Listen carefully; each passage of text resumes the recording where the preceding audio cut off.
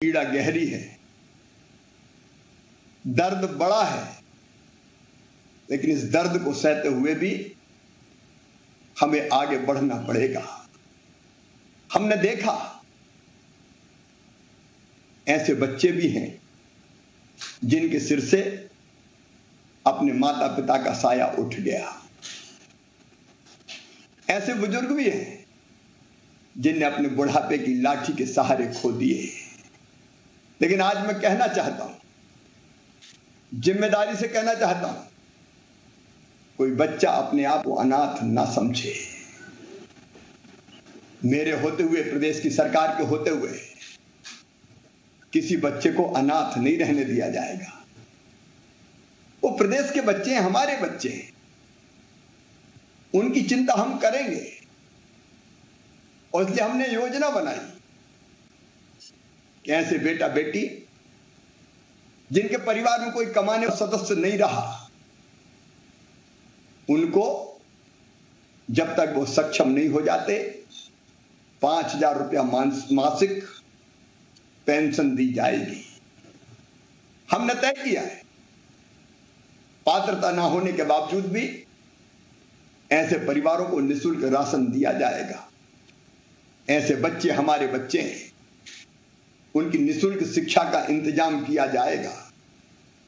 और अगर ऐसे परिवार में कोई सदस्य ऐसा है, पिता नहीं है, मां है, या कोई बहन है, भाई है, जो कुछ काम धंधा या व्यवसाय कर सकता है, तो उसको सरकार की गारंटी पर बिना ब्याज का लोन भी काम धंधा प्रारंभ करने के लिए दिलवाया जाएगा।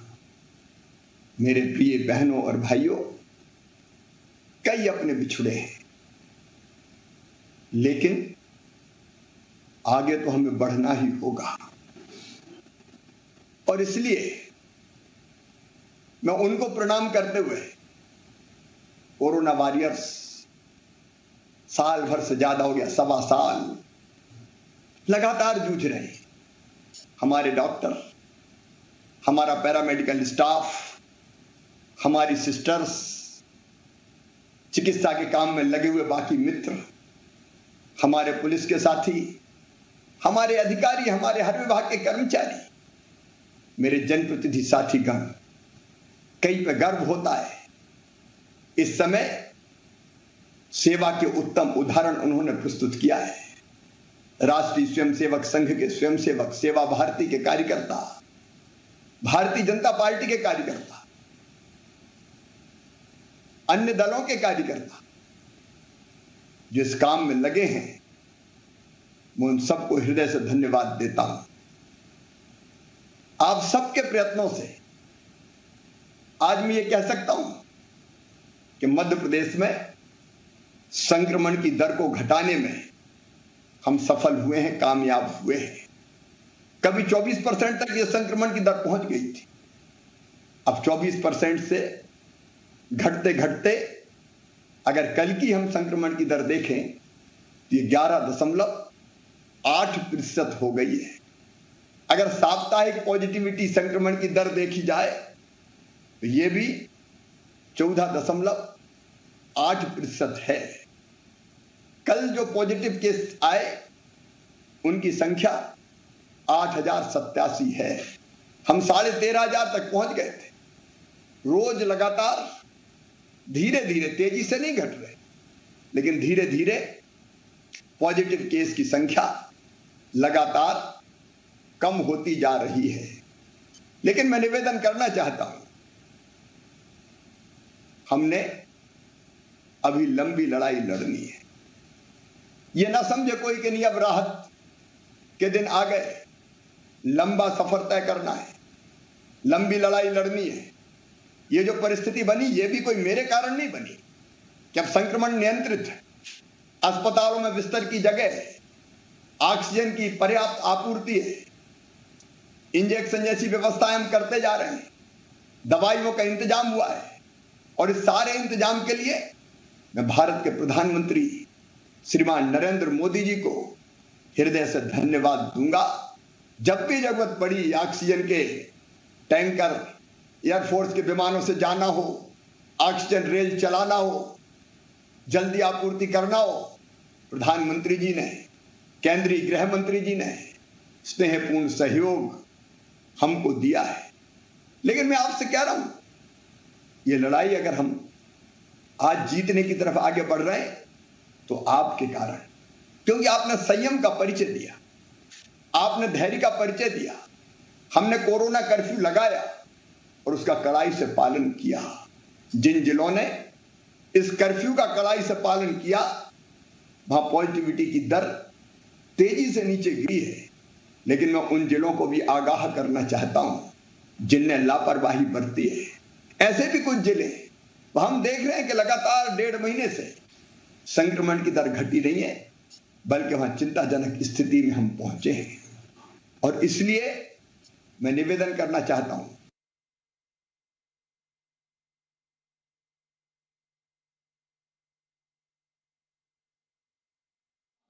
आपको करना पड़ेगा, मतलब प्रदेश के एक एक भाई बहन को, 8 करोड़ मध्य प्रदेश वासियों को। और इसलिए ये संक्रमण को हम कैसे नियंत्रित करें, इसका निवेदन मैं आपसे आज करना चाहता हूं। इसको पूरी तरह से कैसे समाप्त किया जा सकता है, उसकी रणनीति पर मैं आपसे चर्चा कर रहा हूं, और आपकी भूमिका क्या होगी ये भी मैं आज आपसे निवेदन करना चाहता हूं। देखिए, संक्रमण को पूरी तरह से समाप्त करना है तो हमारी रणनीति है, उसके 5 महत्वपूर्ण हिस्से हैं। 1, संक्रमण की चैन तोड़ना, मतलब ऐसी परिस्थितियां बनाना कि एक से दूसरे में ये संक्रमण ना फैले, मतलब कोरोना कर्फ्यू। नंबर 2, संक्रमितों की पहचान करना। मुझे कहते हुए गहरी पीड़ा है, जबरदस्त पीड़ा है। कई बहनों भाइयों ने बताया नहीं, ग्रामीण क्षेत्र में नहीं बताया, शहरी क्षेत्र में नहीं बताया, घर पे इलाज करते रहे, सर्दी जुकाम बुखार समझते रहे, और उसके कारण वो गंभीर संकट की स्थिति में पहुंच गए। उनमें से कई तो फिर अस्पताल में जाके भी अपनी जान नहीं बचा पाए, उनका इलाज संभव नहीं हो पाया। अगर समय रहते संक्रमितों की पहचान कर ली जाए तो इलाज कोरोना का संभव है। कई लोग स्वस्थ होकर गए, और इसलिए दूसरी चीज संक्रमितों की पहचान करना है। तीसरी चीज हम टेस्ट करेंगे, और चौथी चीज हम ट्रीट मतलब इलाज करेंगे, और 5वीं रणनीति है हमारी वैक्सीनेशन की रणनीति, टीकाकरण की रणनीति। अब सबसे पहले संक्रमण की चैन तोड़ने की मैं आपसे अपील करता हूं, और सबसे पहले मैं चर्चा करूंगा गांव के और वार्ड के क्राइसिस मैनेजमेंट की टीम से। इस टीम में आप जानते हैं सरपंच, पंच, राजनीतिक दल के हमारे कार्यकर्ता, सामाजिक कार्यकर्ता, पंचायत सचिव, रोजगार सहायक, आंगनबाड़ी कार्यकर्ता, निचले स्तर की हमारी जो इकाई, चाहे वो प्रशासनिक हो चाहे वो जनता की हो, वो सम्मिलित है। आज उनसे मैं हाथ जोड़ के प्रार्थना करना चाहता हूं कि देखिए, ये आपकी जवाबदारी है। नंबर 1, कोरोना कर्फ्यू का पूरी कड़ाई से पालन क्या शिवराज भोपाल से कर सकता है? क्या हमारे विधायक करना चाहता हूं कि देखिए, ये आपकी जवाबदारी है। नंबर 1, कोरोना कर्फ्यू का पूरी कड़ाई से पालन क्या शिवराज भोपाल से कर सकता है? क्या हमारे विधायक सांसद जी अपने हाथ से कर सकते हैं? ये नहीं कर सकते। कोई कलेक्टर नहीं करवा सकता, कोई कमिश्नर नहीं करवा सकता। ये आपको करना है। आपके गांव में और आपके वार्ड में कोरोना कर्फ्यू का ढंग से पालन किया जाए, तभी संक्रमण की चैन टूटेगी। दुनिया में इसके अलावा और कोई रास्ता है ही नहीं। सारी दुनिया में जहां भी संक्रमण की चैन टूटी है, आपस का मिलना जुलना बंद करके ही टूटी है। इसलिए 1 नंबर का काम जो आपको करना है, संक्रमण की चैन मतलब कोरोना कर्फ्यू का पालन कराना है। गांव की और वार्ड की जो हमारी टीम है, उससे मैं कहना चाहता हूं, दूसरा काम आपको करना है, घर घर सर्वे हो रहा है, किल कोरोना अभियान हमने चलाया हुआ है।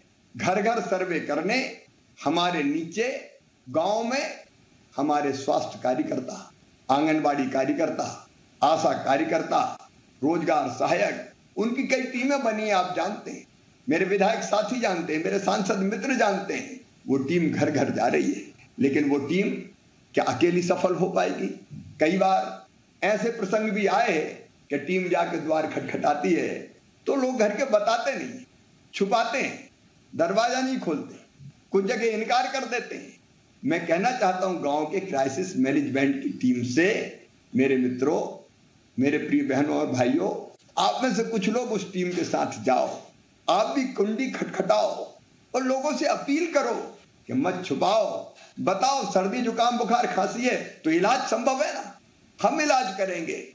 मुझे कहते हुए दुख है, कई लोगों ने नहीं बताया, सर्दी जुकाम बुखार का कहीं झोला छाप डॉक्टरों से इलाज कराते हैं और झोला छाप डॉक्टरों ने कई जगह इलाज करके मनचाही दवाइयां देती और बाद में पता चला कि धीरे धीरे फेफड़े उनके संक्रमित होते रहे और ऐसी स्थिति आई कि ऑक्सीजन का सैचुरेशन कम हो गया और अंततः उनको अस्पताल में या तो ऑक्सीजन पे आना पड़ा या फिर वेंटिलेटर पे जाना पड़ा। मैं प्रार्थना करता हूं गांव के क्राइसिस मैनेजमेंट ग्रुप की टीम से, कोई गांव में नीम हकीम से इलाज न करवाए, ऐसे झोला छाप डॉक्टर से इलाज न करवाए। आप सर्वे करें, सर्वे में सर्दी जुकाम खांसी के पेशेंट मिलते हैं, उनको तत्काल निःशुल्क दवाई हम दे रहे हैं, कोरोना के तत्काल दवाई का किट देना है, वो दवाई खिलानी है और उनको घर में होम आइसोलेट करना है, उनका टेस्ट कराना है। मैं कलेक्टर्स को निर्देश दे रहा हूं, प्रभारी मंत्री देके टेस्ट में कोई कमी नहीं रहनी चाहिए, जितनी जरूरत है टेस्ट करो, चिंता की बात नहीं है। ज्यादा संक्रमित निकलेंगे तो निकलेंगे, हम पहचान तो लेंगे समय में और पहचान को उनका इलाज तो कर लेंगे। इसलिए उनका टेस्ट करना, जब तक टेस्ट की रिपोर्ट ना आए घर आइसोलेट करना, मतलब अलग रखना, और घर में जगह ना हो तो ये भी मैं गांव के क्राइसिस मैनेजमेंट ग्रुप से कह रहा हूं कि क्वारंटाइन सेंटर पंचायत भवन में, स्कूल में अब बनाओ ना, चाय नाश्ता भोजन पानी दवाई सबकी व्यवस्था हम कर रहे हैं। उसके लिए मैं आपको वचन देता हूं, हम धन की कोई कमी नहीं आने देंगे।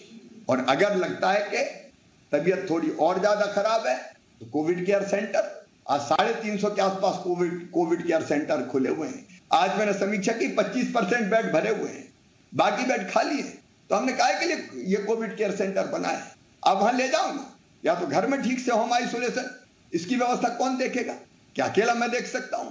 आपको देखना है गांव के क्राइसिस मैनेजमेंट ग्रुप को। होम आइसोलेशन में उसकी पूछताछ फोन से की जाती है 2 बार, वो पूछताछ ठीक से हो रही कि नहीं हो रही, कोई दिक्कत तो नहीं है। आप भी चेक करते रहिए। होम आइसोलेशन से अस्पताल जाने वाले मरीजों की संख्या 0.7% है, बाकी घर पे ही ठीक हो जाते हैं। लेकिन मैं गांव में और वार्ड में अपने क्राइसिस मैनेजमेंट ग्रुप से प्रार्थना कर रहा हूं कि होम आइसोलेशन वालों की देखरेख बाहर से कर लो, फोन से कर लो, उनकी चिंता कर लो, उनको ढाढ़स दो, उनको साहस बंधाओ। योग से निरोग कार्यक्रम हमने शुरू किया है, जिसमें कई जगह, मैं सबकी बात नहीं कर रहा है, योग प्रशिक्षक उनको प्राणायाम और आसन की भी सिखाने का काम ऑनलाइन करते हैं। अगर वहां चिंता हो गई वो ठीक हो जाएंगे मित्रों। वहां अगर लगता है कि कोविड केयर सेंटर में ले जाना है, वहां हम उनको ले जाएं। कोविड केयर सेंटर में भी दवाई, उपचार, भोजन इत्यादि की ठीक व्यवस्था है। और अगर वहां से जरूरत पड़ेगी तो वहां एम्बुलेंस है, वहां से हम अस्पताल ले जाएंगे, भगवान करे वैसी नौबत ना आ पाए। लेकिन दूसरा काम जो आपको करना है, जिसके लिए आज मैंने आपको कष्ट दिया है, गांव के क्राइसिस मैनेजमेंट ग्रुप को कि सर्वे ठीक से करवा के हम संक्रमितों की पहचान कर लें और उनका प्रॉपर इलाज हम शुरू करवा दें, ताकि उनको स्वस्थ भी कर सकें और उनकी जान भी हम बचा सकें। आपको इसके साथ एक काम और करना है। गांव का क्राइसिस मैनेजमेंट ग्रुप ही ये काम कर सकता है कि आपके गांव में राशन, शहर में भी राशन की दुकान पर मैं कह रहा हूं, वार्ड के क्राइसिस मैनेजमेंट ग्रुप से फ्री में निःशुल्क राशन देने की व्यवस्था माननीय प्रधानमंत्री जी ने 2 महीने की और हमने 3 महीने की व्यवस्था की है। अब एक व्यक्ति के पास 1 महीने में कम से कम 10 किलो राशन जाना है। ये राशन ठीक से मिल जाए, इसकी मॉनिटरिंग भी वार्ड के क्राइसिस मैनेजमेंट ग्रुप को और गांव के क्राइसिस मैनेजमेंट ग्रुप को करना है। लेकिन मिले भी ऐसे के हिसाब से राशन के वितरण की व्यवस्था होनी चाहिए, जिससे भीड़ भी ना लगे, संक्रमण भी ना फैले और पर्याप्त मात्रा में राशन की व्यवस्था हो जाए। ये काम भी अभी क्राइसिस मैनेजमेंट ग्रुप को ही देखना है। इनके अतिरिक्त अगर गांव में संक्रमण है तो उस घर को आपको अलग थलग करना है, ताकि उस घर के लोग घूम के बाकी गांव में ना फैलाए, प्यार से समझा बुझा के, और वो भी मानेंगे और परिवार के अन्य सदस्य साथ ना रहे। हम 2-4-5 दिन में उस घर को कंटेन करके उसको भी संक्रमण से मुक्त कर लेंगे। अगर मनरेगा की मजदूरी होनी है और गांव में संक्रमित अगर 5 से ज़्यादा है तो आप मनरेगा की मजदूरी कृपया करके कुछ दिन के लिए रोक दीजिए। बाकी जरूरत है तो हम व्यवस्था कर देंगे, और जहाँ नहीं है संक्रमित वहाँ मनरेगा की मजदूरी जारी रह सकती है। अगर 1-2 है तो आप जो मनरेगा की मजदूरी करे वो इस ढंग से करे कि एक दूसरे के पास भीड़ ना लगे, ऑक्सीमीटर वहाँ रहे, थर्मामीटर वहाँ रहे, ताकि उनको प्रॉपर तौर पे हम चेक भी कर पाएँ। ये काम भी आपको करना है। जहाँ तेंदुपत्ते की तुड़ाई होना है वो भी ध्यान रखेंगे कि ऐसा ना हो कि तेंदुपत्ते की तुड़ाई संक्रमित कर दें। ऐसी एक नहीं 10 चीज़ें निकल सकती है जिसका इंतजाम आपको करना है। मैं एक और उपार्जन की बात, किसानों से उपार्जन का काम चल रहा है। लगभग 100 लाख मीट्रिक टन गेहूं हम खरीद चुके हैं, भंडार भर दिए किसानों ने। लेकिन उपार्जन से जो किसान बचे हुए हैं वो भी एक साथ ना जाए, नंबर आने पे जाएं, और इस ढंग से जाएं कि हम कम से संक्रमण को फैलने से रोक पाए। उसको भी कौन देखेगा? गांव के लोग तय करें ना कि आज इतने जाएंगे, आज ये जाएंगे, इनका नंबर ये जाएंगे, इकट्ठे ज़्यादा ना जाएं। ऐसे अनेकों उपाय। और एक काम और दे रहा हूं मैं अभी आपको, जिसको ऊपर से विधायक मॉनिटर करेंगे, सांसद मॉनिटर करेंगे कि पेयजल की समस्या अगर कहीं हो तो आप तत्काल ब्लॉक के क्राइसिस मैनेजमेंट ग्रुप को बताइए। वहाँ विधायक जी हैं, विधायक जी के साथ साथ सीओ जनपद पंचायत है, एसडीएम है, बाकी सांसद प्रतिनिधि या सांसद जी हैं। ये लोग तत्काल व्यवस्था करेंगे। मैं यहाँ से कलेक्टर्स इत्यादि को सारे निर्देश दे रहा हूँ ताकि पीने के पानी का इंतजाम ठीक से हो जाए और इन परिस्थितियों में जनता को कोई दिक्कत और परेशानी ना हो। ये छोटे काम लेकिन बहुत महत्वपूर्ण है। ये क्राइसिस मैनेजमेंट ग्रुप को करना है। आज एक फैसला और मैं कर रहा हूँ कि क्राइसिस मैनेजमेंट ग्रुप की टीम से एक स्वास्थ्य समिति भी हम बना देंगे। ये स्वास्थ्य समिति, इसमें 3 जनता के प्रतिनिधि रहेंगे और 2 शासकीय रहेंगे, और चौकीदार को हम ये जवाबदारी दे रहे हैं कि गांव में सर्दी जुकाम बुखार है तो वो तत्काल सूचित करे। ये सूचना देने का काम बरसों से हमारे चौकीदार साथी करते रहे हैं ताकि वहाँ टीम भेज के सर्वे करवाया जा सके। ये स्वास्थ्य समिति स्वास्थ्य की चिंता करे, चौकीदार सूचना देने का काम करे।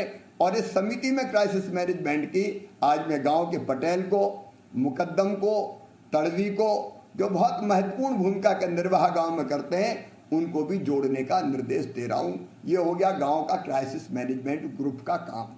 बाढ़ के क्राइसिस मैनेजमेंट ग्रुप को घर घर सर्वे नहीं हो रहा शहर में, नगर पंचायत में तो हो रहा है, नगर पालिका नगर निगम में घर घर सर्वे नहीं हो रहा। वहाँ कोविड सहायता केंद्र खोले हैं, फीवर क्लिनिक खोले हैं। सर्दी जुकाम बुखार है, आप गाड़ी घुमाइए, अपील कीजिए कि किसी को ज़रूरत है, नगर निगम नगर पालिका गाड़ियाँ घुमाएं, आपके गाइडेंस पर घुमाएं, और वो ये बताएं कि कोविड केयर सेंटर पर अगर सर्दी जुकाम बुखार है तो तत्काल आएँ। वहाँ टेस्ट भी हो जाएगा, दवाइयों का वितरण भी हो जाएगा। बाकी होम आइसोलेशन इत्यादि की व्यवस्था जैसे गांव में मैंने बताई है, वैसे ही बाढ़ की क्राइसिस मैनेजमेंट समिति को करना है। ब्लॉक की क्राइसिस मैनेजमेंट कमेटी का काम है विधायक की लीडरशिप में अपनी बाकी टीम के साथ पूरे ब्लॉक में कोरोना कर्फ्यू का ठीक ढंग से पालन हो। हमारी क्राइसिस मैनेजमेंट कमेटी ब्लॉक की देखेगी कि ब्लॉक में कौन से गाँव हैं जहाँ संक्रमण फैला है, उन गाँव में माइक्रो कंटेनमेंट एरिया बनाना, वहाँ दवाई इत्यादि का बेहतर इंतजाम करना। जो हमारा ब्लॉक का चिकित्सालय है, चाहे वो सामुदायिक स्वास्थ्य केंद्र हो, चाहे वो प्राथमिक स्वास्थ्य केंद्र हो, उसकी व्यवस्थाएं देखना। कोविड केयर सेंटर की सारी व्यवस्थाओं का निरीक्षण करके उनको सुचारू बनाए रखने के काम में पूरी तरह से गाइड करना, मार्गदर्शन करना, ताकि वहाँ ठीक व्यवस्थाएं बनी रहे। और दवाइयों से लेके बाकी सारी व्यवस्थाएं गांव में ठीक बनी रहे, इसकी भी मॉनिटरिंग हमारे ब्लॉक के क्राइसिस मैनेजमेंट ग्रुप को करना है।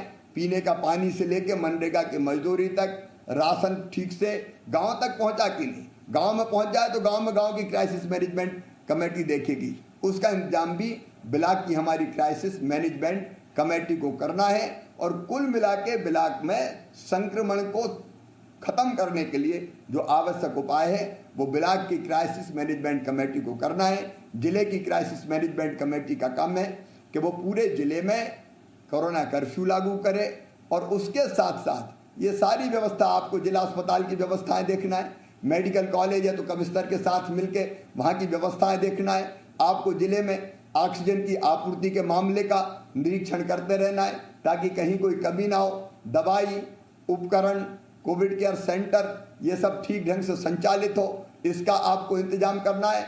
और कहीं से भी कोई प्रशासनिक दिक्कत जनता को ना हो, इसका इंतजाम भी हमारे जिले के क्राइसिस मैनेजमेंट कमेटी को, जिसमें प्रभारी मंत्री, सांसद, विधायक, कलेक्टर, एसपी, सामाजिक राजनीतिक कार्यकर्ता और अन्य प्रमुख स्वयंसेवी संस्थाओं के लोग सम्मिलित है, वो करें। मैं बार बार इस ड्यूटी को कलेक्टर्स को भी बता चुका हूँ। कलेक्टर्स को मैं साफ कह रहा हूँ कि भाई देखो, किसी भी कीमत पर जनप्रतिनिधियों के साथ मिलके इस संक्रमण की चैन को तोड़ के अपने जिले में कोविड को नियंत्रित करके दिखाना है।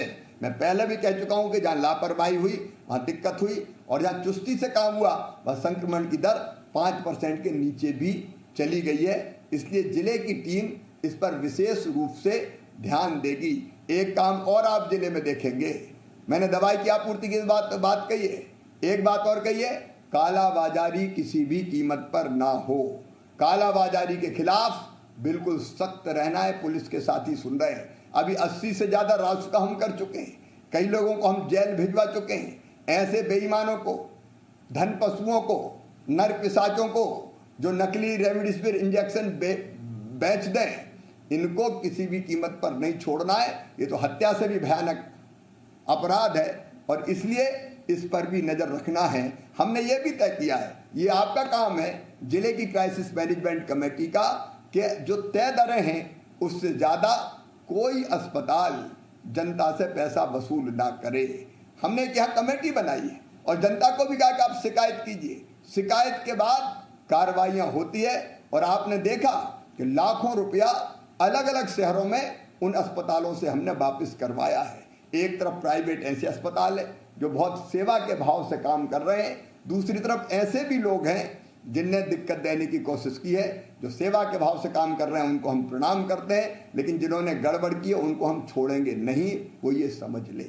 अब जिले के क्राइसिस मैनेजमेंट ग्रुप को एक काम और करना है, जिले में अगर कोई बच्चा या बच्चे अनाथ हो गए हों तो उनकी सूची तैयार करना है, ताकि इस योजना जो हमने बनाई है उसका लाभ मैं तत्काल लेना चाहता हूँ, देर नहीं करना चाहता, तो इसको भी आप चिन्हित कर लें। और दूसरा जो महत्वपूर्ण काम आपको करना है वो काम है निःशुल्क इलाज की व्यवस्था। मैं एक बार निवेदन करना चाहता हूँ, निःशुल्क इलाज की हमारी 3 तरह की व्यवस्थाएं हैं। नंबर 1, सरकारी अस्पतालों में बिल्कुल निःशुल्क इलाज किया जाता है। नंबर 2, कोविड के लिए जो अनुबंधित अस्पताल है, मतलब प्राइवेट अस्पताल को पैसा हम देते हैं और हम कहते हैं मरीजों का इलाज आप करो, ऐसे अस्पताल बड़े शहरों में हमने चिन्हित कर रखे हैं, उन अस्पतालों की आपको जानकारी है। और नंबर 3 जो योजना हमने बनाई, इन तीनों को मिला के मुख्यमंत्री कोविड उपचार योजना है। वो योजना है कि जितने भी हमारे आयुष्मान कार्डधारी है, आयुष्मान कार्डधारी, और उसमें हमने लिबरल किया है। मैं एक बार अपने विधायक मित्रों को भी बताना चाहता हूं कि अगर किसी परिवार में एक आयुष्मान कार्ड है तो बाकी सभी सदस्यों के तत्काल आयुष्मान कार्ड बना दिए जाएंगे और उनका इलाज निःशुल्क किया जाएगा। पात्रता किसी को आती छूट गया है तो उसके भी बना दिए जाएंगे।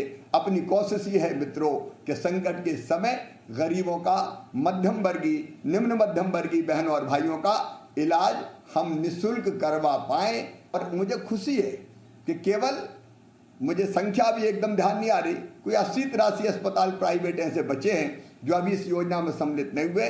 बाकी सारे अस्पतालों ने, क्योंकि हमने अच्छा पैकेज दिया है, 5,000 रुपया पर डे, 7,000 रुपया पर डे, अलग अलग तरह के जो पलंग है उनके लिए, और एकदम जो आइसोलेशन बेड है उनके लिए अलग है। वो रेट मैं नहीं बता रहा, वो लिखा हुआ आपको मिल जाएगा, लेकिन ये पैकेज अस्पतालों को दे रहा है। और इसलिए इस पैकेज के अंतर्गत बाकी का इलाज भी आपको निःशुल्क करवाना है। उसकी देखरेख भी जिले के क्राइसिस मैनेजमेंट कमेटी को करना है, ताकि बिना बाधा के उनका इलाज निःशुल्क और ठीक ढंग से हो सके। इसकी चिंता भी आप निश्चित तौर पर कीजिए। हमने ये भी तय किया है कि ब्लैक फंगस, ये अभी चारों तरफ आपने देखा होगा इसकी चर्चा हो रही है, और ऐसे पेशेंट जो कोविड से ठीक हो गए हैं उनको इस समस्या का सामना करना पड़ रहा है। मित्रों, एक बार ठीक होकर कोविड से चले गए तो बाद में पोस्ट कोविड जिस तरह के इफेक्ट हो रहे हैं वो भी परेशान करने वाले हैं, और इसलिए ऐसे भाई बहनों का इलाज भी हम निःशुल्क करेंगे। इंजेक्शन जो दूसरा आता है एंटी फंगल इंजेक्शन, उसकी उपलब्धता में अभी दिक्कत आ रही है। कलेक्टर एसपी इस पर भी ध्यान दें, इसकी कालाबाजारी ना हो। हम संपर्क कर रहे हैं कंपनियों से और कोशिश कर रहे हैं कि वो इंजेक्शन भी आ जाए, लेकिन इस बीमारी का इलाज भी हम निःशुल्क करेंगे। एक चीज़ और आज हमने तय की है कि हमारे जो कोविड केयर सेंटर हैं इनको पोस्ट कोविड केयर सेंटर भी बना दिया जाएगा। अगर घर पे ठीक होने के बाद थोड़ी दिक्कत पेशेंट को हो रही है तो वो कोविड केयर सेंटर पे आ जाए, डॉक्टर उसकी देखरेख करेंगे, और अगर ज़रूरत पड़ेगी तो उसको इलाज के लिए उचित अस्पताल में भेजने का इंतजाम करेंगे। इस पीड़ा से भी हमें अपने बहनों और भाइयों को बचाना है। नर्स जो अस्पताल है उनमें इलाज की पर्याप्त व्यवस्थाएं हो जाएं, इसलिए हमने तय किया है कि 1 महीने के अंदर 800 डॉक्टर, 800 नर्स और 800 टेक्नीशियंस की भर्ती हम युद्ध स्तर पर करेंगे, ताकि स्टाफ की कोई दिक्कत ना आए। सारे अस्पतालों में इलाज की बेहतर व्यवस्था के लिए अभी हमने आकलन किया है, पूरे मध्य प्रदेश में 5,000 ऑक्सीजन बिस्तर अभी बढ़ाए जा रहे हैं। ये नहीं है कि केस कम हो रहे हैं तो हम ऑक्सीजन बिस्तर कम कर दें, हम बढ़ाते रहेंगे ताकि भविष्य की किसी भी चुनौती का हम मुकाबला कर सकें। 5,000 ऑक्सीजन बिस्तर के साथ साथ 1,000 एचडीयू और आईसीयू बेड बढ़ाने का भी हमने फैसला किया है, और बच्चों के लिए भी 500 बिस्तर हम आरक्षित करके रखेंगे। अलग अलग जगह जहाँ संभव है बच्चों का वार्ड बनाने के भी मैंने निर्देश दिए हैं, ताकि कोई चुनौती अगर भविष्य में आए तो उसकी भी हम ठीक ढंग से व्यवस्था कर सकें। एक चीज़ और है जो हमको करना पड़ेगी मिलके, अस्पतालों में वार्ड का माहौल ठीक होना चाहिए, क्योंकि चारों तरफ पेशेंट ही पेशेंट रहते हैं। एक का दर्द दूसरा देखता है तो कई बार मानसिक अवसाद में आ जाता है, और वैसी स्थिति में उसको ठीक होने में और दिक्कत होती है। तो उस अस्पताल के वार्डों का भी हम ठीक प्रबंधन कर सकें, ये सुझाव मेरे पास कई जगह से आए हैं। इसलिए अतिरिक्त लोगों की भर्ती के साथ साथ मैं एक भावपूर्ण अपील करना चाहता हूँ, वो मित्र जो कोविड से ठीक हो गए हैं, जिनकी एंटीबॉडी बन गई है, क्या वो कोरोना वॉरियर्स बन सकते हैं? क्या अपनी सेवाएं कुछ निश्चित सीमा तक, कुछ निश्चित मर्यादाओं में वो कोविड के पेशेंट्स के लिए दे सकते हैं? अगर ऐसे कुछ साथी निकलते हैं तो मैं उन्हें आमंत्रित करता हूं कि वो अपने नाम भेजे, रजिस्ट्रेशन कोरोना वॉलंटियर्स के नाते करवाएं।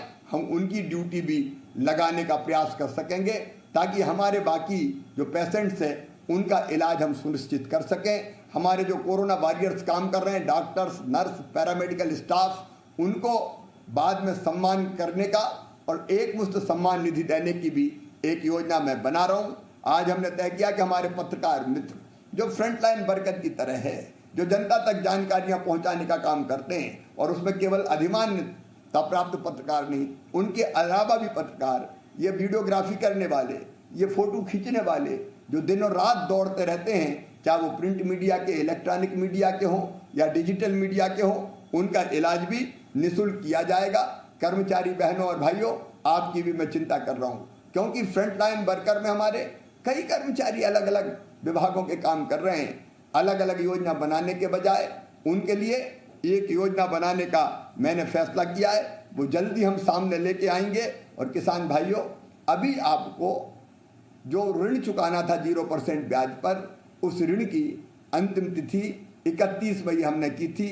अब 30 जून तक भी वो 0% ब्याज पर अपने ऋण की अदायगी कर पाएंगे। ये फैसला भी हमने किसानों के हित में लिया है। उपार्जन जारी रहेगा। हम किसानों का पूरा उत्पाद खरीदेंगे। हमारे जो छोटे छोटे व्यवसायी भाई और बहन हैं, स्ट्रीट वेंडर जिनको हमने कहा है, उनके खाते में शहरी स्ट्रीट वेंडर के 1,000 रुपया भी हमने डाला है। ग्रामीण स्ट्रीट वेंडर के खाते में भी जल्दी 1,000 रुपया हम डालने वाले हैं। और ज़रूरत अगर पड़ी तो स्ट्रीट वेंडर जो छोटे छोटे दुकानदार हैं उनके खाते में और राशि हम डालने का काम करेंगे। मेरे बच्चे जो 10th के बोर्ड का एग्जाम देने वाले थे, उनकी 10वीं की परीक्षा अब नहीं होगी। मूल्यांकन के आधार पर ही उनको मार्कशीट दे दी जाएगी। और बाद में अगर भविष्य में कोई ये चाहेगा कि मुझे 10वीं की परीक्षा में कोई अच्छे अंक लाना है, तो वो बाद में कभी परीक्षा दे सकेंगे। 12वीं की परीक्षा जो बोर्ड की परीक्षा होती है, बच्चों के कैरियर के लिए जो महत्वपूर्ण होती है, वो 12वीं की परीक्षा भी अब हमने स्थगित कर दी है। बाद में जब परिस्थितियां सामान्य होगी, क्योंकि परीक्षा से महत्वपूर्ण मेरे बच्चों की ज़िंदगी मेरे लिए है, जब परिस्थितियां सामान्य होगी तो उन सामान्य परिस्थितियों में 20 दिन का समय देके ये परीक्षाएं आयोजित कर ली जाएगी ताकि हमारे बच्चे सुरक्षित रह सकें। महिला सेल्फ हेल्प ग्रुप जो बहुत अद्भुत काम करता है, उनके भी हम साथ खड़े हैं। उनको अनेक कामों से हमने जोड़ा है, लेकिन अब जन जागरण अभियान के लिए महिला सेल्फ हेल्प ग्रुप का पूरी तरह से उपयोग हम करेंगे। मैं विधायक मित्रों से कहना चाहता हूं कि कोई जागरण रथ हम बनाएंगे जो जन जागरण का काम करे। और जन जागरण में चाहे वो इलाज का मामला हो, संक्रमण फैलने से रोकने का मामला हो, कोरोना कर्फ्यू के पालन का मामला हो, उनका सबके बारे में वो अपील करेंगे। ऐसी योजना भी हम बना रहे हैं ताकि हम जनता को ढंग से एजुकेट कर सकें। और कुछ लोग वैक्सीन के बारे में भ्रम फैलाने का काम कर रहे हैं, उस भ्रम को भी दूर करने का हमको पूरा प्रयास करना होगा। वैक्सीनेशन के मामले में मैं अलग से किसी दिन जनता के बीच में चर्चा करूंगा। इतना मैं आज जरूर बताना चाहता हूं कि हमने अपने 18 साल से ऊपर के बच्चों के वैक्सीनेशन के लिए 5 करोड़ 29 लाख डोज का ऑर्डर दिया है। कंपनियां एक सीमा तक डोजेज की पूर्ति अभी कर पा रही है, लेकिन इस महीने अभी हमें 10 लाख डोज और इन बच्चों के लिए मिलेंगे। 45 प्लस के लिए अलग से डोज है, तो उसकी पूरी रणनीति पर मैं अलग से चर्चा करूंगा। लेकिन कम से कम उसके मामले में कोई भ्रम ना रहे, इसकी कोशिश हमको निश्चित तौर पर करनी पड़ेगी। मित्रों, अनेकों काम है जो हमें करने हैं। एक मैं कहना चाहता हूं, आज अभी ऐसी स्थिति नहीं है कि हम ये कह सकें कि संक्रमण को हमने पूरी तरह से काबू में कर लिया है। अभी हमारे यहाँ साप्ताहिक संक्रमण की दर मैंने 14% के आसपास बताई थी और कल की 11.8%। और इसलिए आज वो समय नहीं आया है कि हम कोरोना कर्फ्यू में कोई ढील दें। जिला क्राइसिस मैनेजमेंट कमेटी से मैं ये आग्रह करना चाहता हूँ कि अपने यहाँ की परिस्थितियाँ देखें, पॉजिटिविटी देखें और फिर वो इस कोरोना कर्फ्यू को आगे बढ़ाने का फैसला ले लें। ये उनको अभी लेना ही होगा, नहीं पूरे किए किराए पर हमारा पानी फिर जाएगा। अगर एकदम हमने कुछ ओपन किया तो फिर ऐसी परिस्थिति बन जाएगी कि संक्रमण फिर बढ़ जाएगा। लेकिन जिन जिलों में संक्रमण की दर बहुत नीचे चली गई है, वो अपने क्राइसिस मैनेजमेंट ग्रुप की बैठक करें और प्रदेश से चर्चा करके आगे भविष्य में कब खोलना है, और खोलना भी है तो वैज्ञानिक तरीके से खोलना है, एक साथ नहीं खोलना है। उसके बारे में प्रदेश से चर्चा करके वो फैसला करेंगे। मैं एक आग्रह और करना चाहता हूं कि देखिए, कोरोना वायरस, ये जो वायरस है, ये वायरस तो अभी रहने वाला है। दुनिया में जब जब महामारी आई, 100 साल में एक बार आती, लोग बताते हैं इतिहास को, तो वो 3-4 साल तक कम से कम रहती है।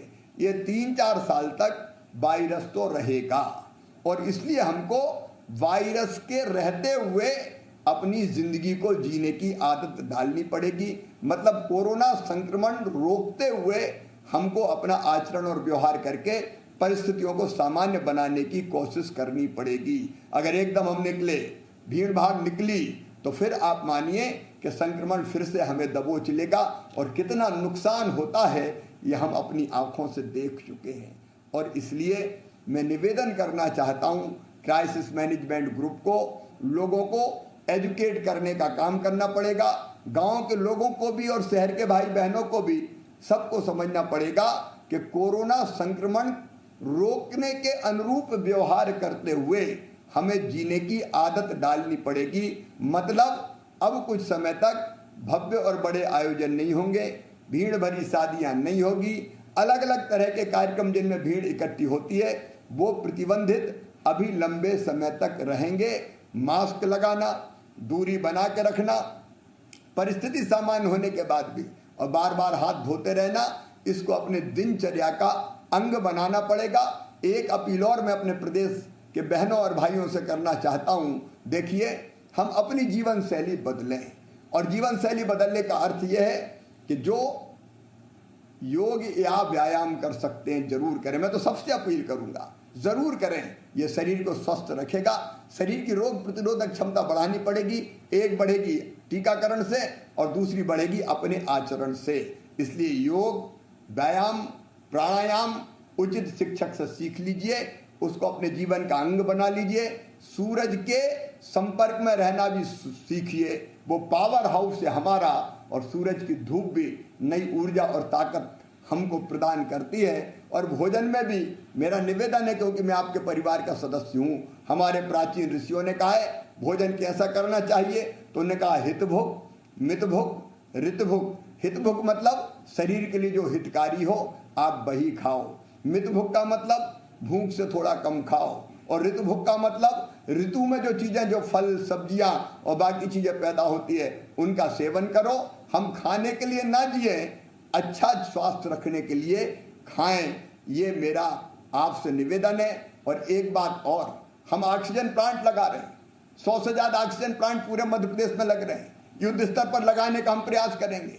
इनमें से अनेकों जून में ही प्रारंभ हो जाएंगे, ये हमारी कोशिश है, क्योंकि आगे ऐसे संकट को हम आने नहीं देंगे। उसके लिए हम दिन और रात काम कर रहे हैं। लेकिन ऑक्सीजन का सबसे बड़ा प्लांट है तो वो तो है पेड़ पौधा। मैं रोज आजकल एक पौधा बिना किसी गैप के लगाता हूं। आप अपने जीवन में पेड़ लगाने को, मतलब ऑक्सीजन प्लांट लगाने को एक आवश्यक स्थान दीजिए। हर ऐसे प्रसंग पर जब आनंद और प्रसन्नता का वातावरण परिवार में हो, पेड़ जरूर लगाएं। और अंत में फिर मैं आप सबसे एक बार फिर अपील करना चाहता हूं, मेरे मित्रों, संक्रमण की दर अभी घटी है, लेकिन खतरा अभी टला नहीं है। इस खतरे को पूरी तरह से समाप्त करने के लिए अभी लड़ाई हमको सबको मिलकर लड़नी है। अकेला मुख्यमंत्री, मंत्री, सांसद, विधायक नहीं, पूरे प्रदेश की जनता सारे मतभेद भूल के एक हो जाए, इकट्ठे हो जाएं, और गांव से लेके राजधानी तक, वार्ड से लेके कलेक्ट्रेट तक सारी जनता, नेता, प्रशासनिक अधिकारी, कर्मचारी एकजुट होकर इस लड़ाई को मिलके लड़ें। मुझे पूरा विश्वास है कि मध्य प्रदेश को संक्रमण नियंत्रण करने की दृष्टि से एक आदर्श राज्य बनाकर ही हम चैन की सांस लेंगे। मध्य प्रदेश को पूरी तरह से संक्रमण से हम मुक्त करेंगे आपके सहयोग से। तो मेरे साथ संकल्प लीजिए कि हम मिलके इस संक्रमण को रोकने के हर उपाय को करेंगे। जनता करेगी, जनप्रतिनिधि करेंगे, प्रशासनिक अधिकारी करेंगे, और हम सब मिलके इस संक्रमण की चैन को तोड़ के प्रदेश को कोरोना से मुक्त कराएंगे। और आगे भी अपना व्यवहार ऐसा रखेंगे जिससे संक्रमण ना फैल पाए। मैं आत्मविश्वास से भरा हूं, दुखी जरूर हूं इसलिए कि हमने कई अपनों को खोया है, लेकिन आगे ये नुकसान किसी भी कीमत पर नहीं होने देना है। और इसलिए समर्पित भाव से मिलके हमको इस संक्रमण के खिलाफ ये लड़ाई जारी रखना है। मुझे पूरा विश्वास है हम जीतेंगे, मानवता जीतेगी और कोरोना हारेगा। अंत में परमात्मा से, भगवान से यही प्रार्थना करते हुए कि हे भगवान, हमें असदोमा सद्गमय, असत से सत की ओर, तमसोमा ज्योतिर्गमय, अंधकार से प्रकाश की ओर, और मृत्योर्मा अमृतम गमय, मृत्यु से अमृत की ओर ले चल। और यही प्रार्थना करते हुए कि सर्वे भवन्तु सुखिनः, सर्वे सन्तु निरामया, सर्वे भद्राणि पश्यन्तु, माँ कश्चित दुर्भाग भवेद। सब सुखी हो, सब निरोग हो, सबका मंगल हो, सबका कल्याण हो। लेकिन याद रखें, ये तब होगा जब हम मिलके ऐसा प्रयास करेंगे।